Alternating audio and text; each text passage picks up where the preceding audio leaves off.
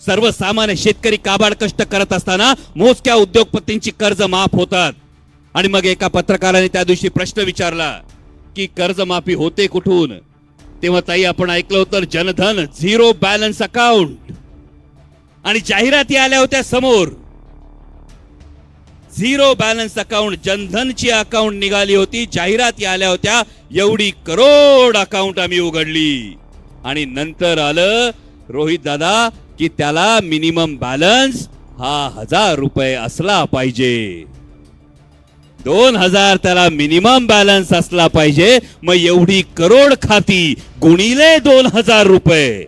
आणि त्यानंतर मग मेसेज आले आधार आणि पॅन कार्ड लिंक झालं पाहिजे, यासाठी 200 रुपये. तुम्हाला लेट झालं तर फाईन आहे, लिंकेजचे 200 रुपये आहेत. सर्वसामान्य भारतीयानं कायदा पाळण्यासाठी या सगळ्या गोष्टींची पूर्तता केली. आणि या सगळ्या गोष्टींची पूर्तता करून जो निधी तयार झाला, इलेक्टोरल बॉन्ड्सच्या भ्रष्टाचारातून जो निधी तयार झाला, हा सरकार पाडण्यासाठी, नेते फोडण्यासाठी हा निधी तयार झाला.